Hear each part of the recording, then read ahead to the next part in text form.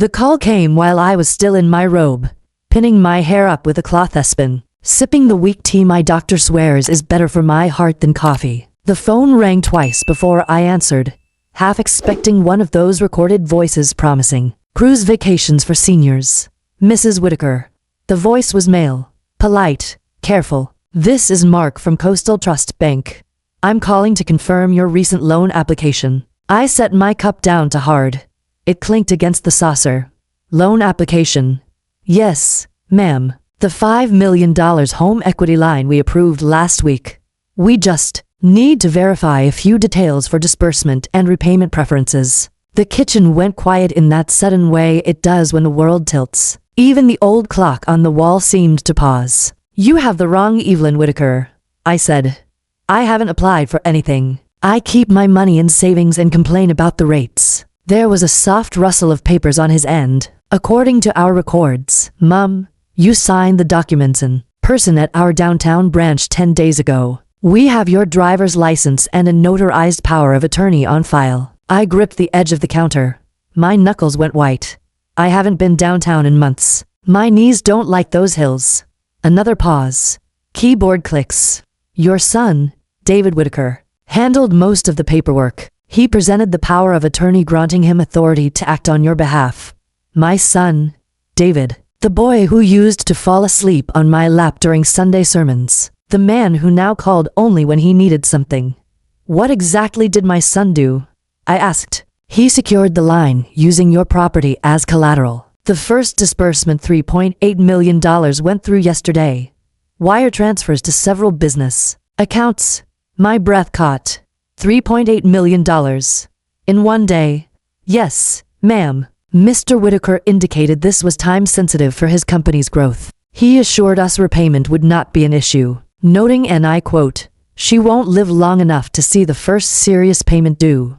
The words landed like ice water down my spine. I heard my own heartbeat in my ears. He said that. It's in the risk assessment notes, ma'am, required for large loans on elderly applicants. I'm very sorry. I probably shouldn't have repeated it.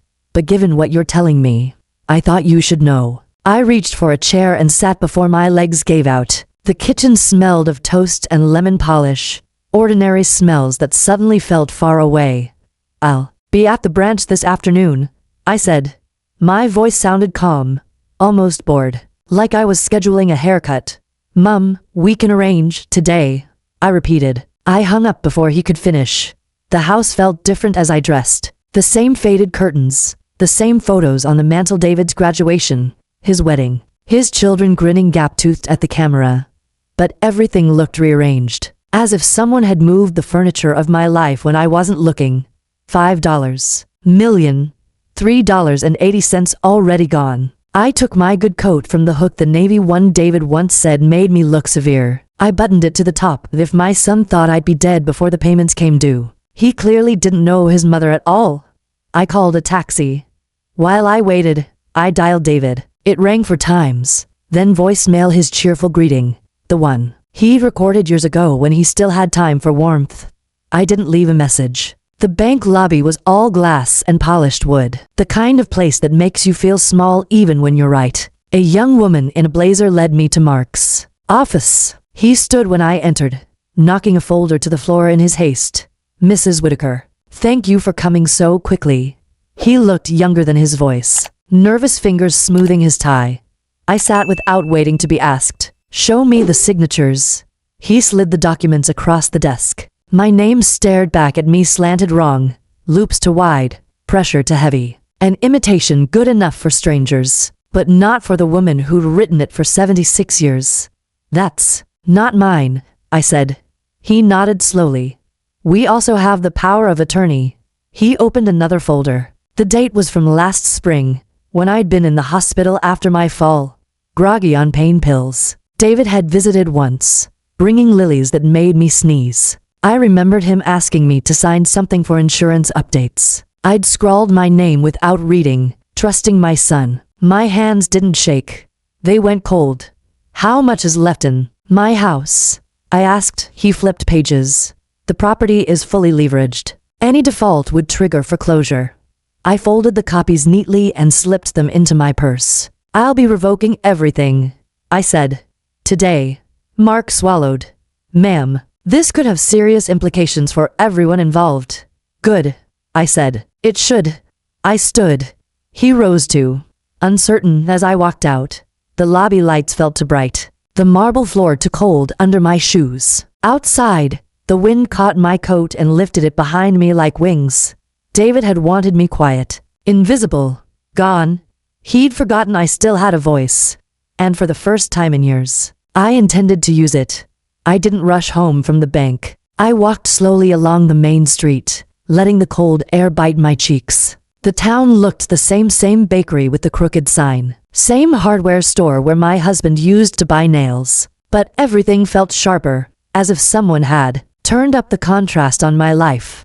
The bank had frozen the account pending investigation. Mark had promised to send formal notices. But words on paper weren't enough. I needed to see the forgery with my own eyes, to hold the evidence in my hands. I called my attorney, Robert Klein, the man who'd handled my husband's estate 11 years ago. His secretary put me through immediately. Evelyn, he said, his voice warm but concerned. What's wrong? I told him everything. The call. The $5 million. The quote about me not living long enough. He listened without interrupting. Come in tomorrow, he said. Bring whatever they gave you. I will, I said. And Robert, start the revocation of the power of attorney today.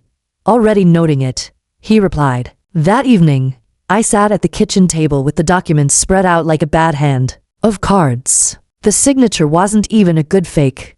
David's hand was always tight and angular. This one was loose, showy. He'd been in a hurry.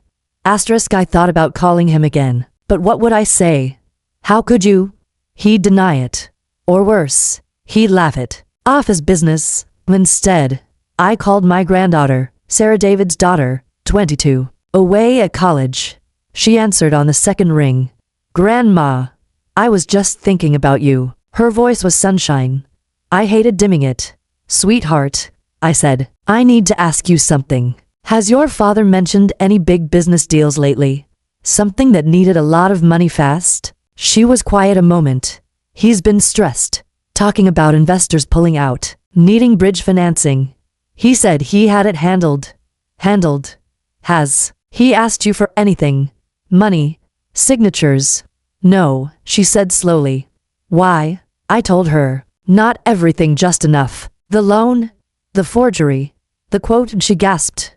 Grandma, that's fraud. I know, I said. The bank knows. The attorney knows. What are you going to do?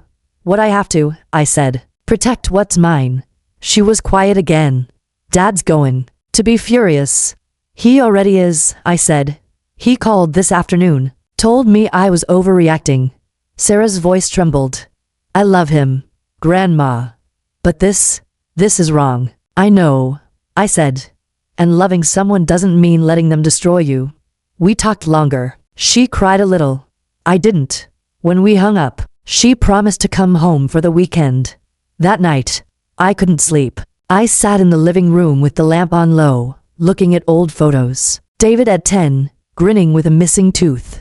David at his wedding, handsome and proud. David holding Sarah the day she was born, eyes wide with wonder. I wondered where that boy had gone, when ambition had turned into greed, when love had turned into calculation. The next morning, I went to Robert's office. He spread the documents across his desk, frowning as he compared signatures. This is clear forgery, he said.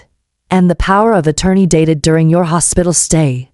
We can challenge it easily. He drafted the revocation immediately. I signed, with a steady hand. We'll file an emergency motion to freeze all activity, he said, and I'll contact the state's Elder Financial Abuse Unit. This qualifies. Elder abuse. The words tasted bitter as I left his office. My phone rang. David. Mom, he said, voice tight. We need to talk. Now. I'm busy, I said. This is serious. The bank called. They're asking questions. You have to tell them it's a misunderstanding. It's not, I said. Silence. Then, you're going to ruin me. You did that yourself. He laughed. Sharp and ugly. You think you're some victim. You have more money than you need. The house is paid off. What's the harm in using some equity? The harm, I said, is you used my name without asking. You bet my home on your gamble. You said I'd be dead before payment. He went quiet. I didn't mean, he started. You did, I said. And now you'll face it. I hung up. The drive home was quiet. The town looked smaller somehow, as if the world had shrunk to the size of truth. When I pulled into my driveway, there was a car I didn't recognize. A man in a suit stood on my porch. He turned as I approached. Mrs. Whitaker, I'm Detective Harlan from the Financial Crimes Unit. We need to speak about the loan in your name. I nodded. Come in. I'll make coffee. As he followed me inside, I felt the shift again. Not fear, not anger, purpose. David had wanted me gone, but I was just getting started. The detective's visit lingered like a shadow. Harlan had been polite, thorough. He'd taken copies of everything, the bank statements, the forged signatures, the power of attorney. He'd asked questions without judgment. When he left, he said, "This is serious, Mrs. Whitaker. We'll be in touch." Serious. As if I needed reminding. That afternoon, Sarah arrived. She hugged me tight at the door, her eyes red. Grandma, I drove straight from campus. Dad's losing it. He says you're destroying him. I led her to the kitchen, made tea. She sat at the table, twisting her hands.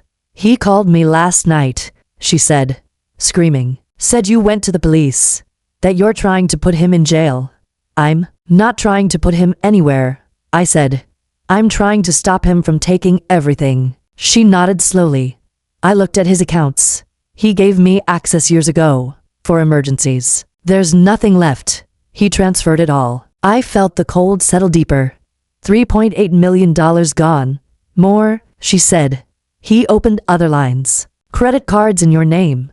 A second mortgage I didn't know about. My breath caught. A second? She showed me on her phone.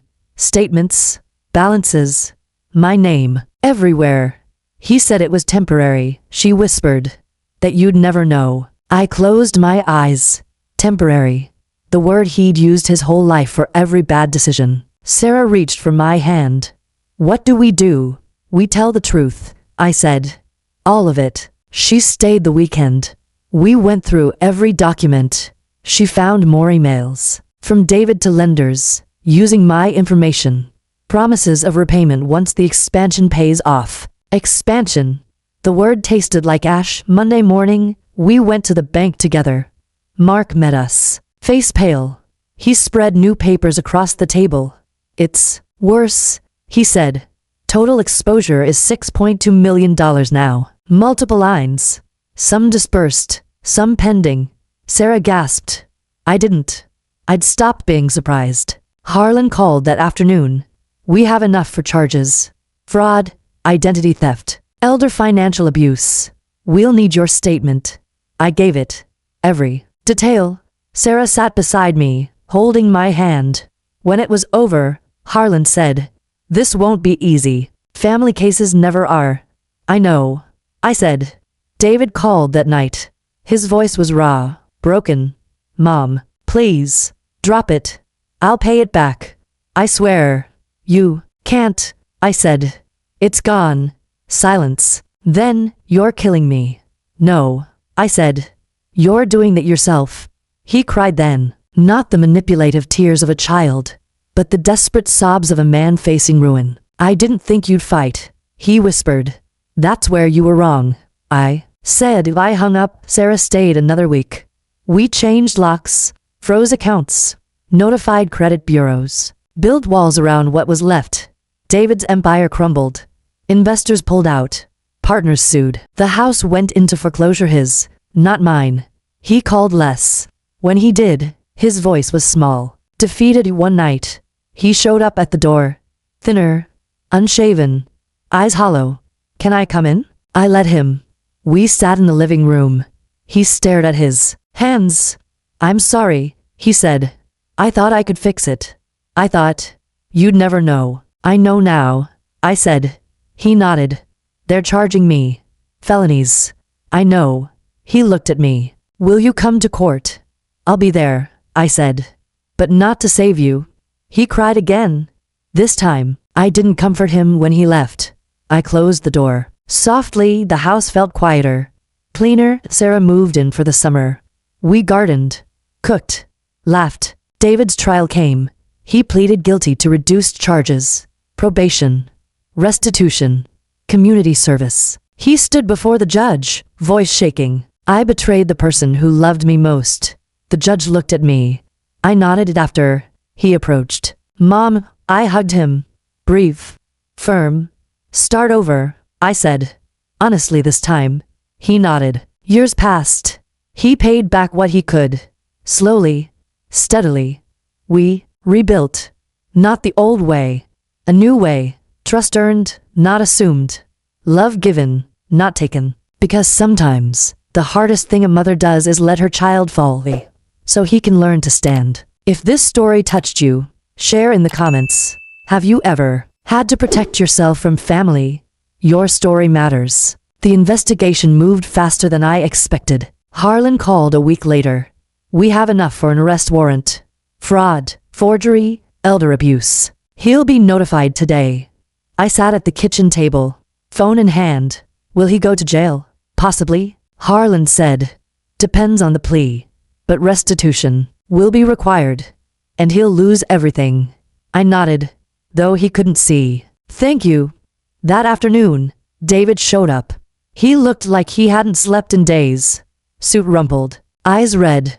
Mom, he said at the door. They came to the office. Took my computer. My files. I let him in. We sat in the living room. They're resting. Me, he said. Voice flat.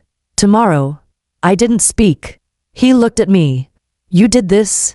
You did. I said. He laughed, bitter. All for money you don't even need. It's not about the money, I said. It's about trust. You broke it. He leaned forward, head in hands. I was going to pay it back. The deal was close. With what? I asked. More lies. He was quiet and Sarah came over that evening. She hugged her father, but her eyes were on me. Dad, she said. You have to face this. He nodded. I know. The arrest was quiet. No handcuffs in public. He turned himself in. The trial was short. He pleaded guilty to reduced charges, probation, massive restitution, loss of licenses. He stood before the judge. I betrayed my mother, the person who gave me everything. The judge looked at me. I nodded after sentencing. He came to the house. Alone? I'm sorry, he said. For all of it. I know, I said. He cried. I let him. Months passed. He got a job. Small, honest. He paid restitution slowly. He visited. We talked. Not about the past. About now. Sarah graduated. David was there. Proud. Quiet. One evening, he brought flowers. For the garden. He said we planted them together. He looked at me. I was wrong. About everything. I know. I said. He hugged me. Long? Real? The house felt full again. Not of money. Of truth. Because sometimes, justice isn't punishment. It's the path back. If this story touched you, share in the comments. Have you ever forgiven family betrayal? Your story matters. The years after the trial passed like pages turning in a book I finally had the courage to read to. The end. David served his probation quietly. He took a job at a small accounting firm. Ironic, but honest work. He paid restitution every month, never missing a payment. The amount was staggering, but he chipped away at it without complaint. He visited on Sundays. Not every Sunday, but most. We sat in the living room with coffee, real coffee now, the strong kind, and talked about ordinary things. The weather, Sarah's new job, the garden. We didn't avoid the past, but we didn't live in it. Either. One spring afternoon, he brought a small envelope. Inside was a check, the final restitution payment. It's done, he said. The debt is paid. I looked at the check, then at him. The money. Yes, but not everything. He nodded. I know. Sarah got married that summer. David walked her down the aisle. He cried when he gave her away. I sat in the front row, holding his wife's hand, his new wife. Kind and steady, someone who saw the man he was becoming at the reception. David found me at the edge of the dance floor. Mom, he said. I don't know how to thank you. You already have, I said. By changing. He hugged me then, long and tight. I love you.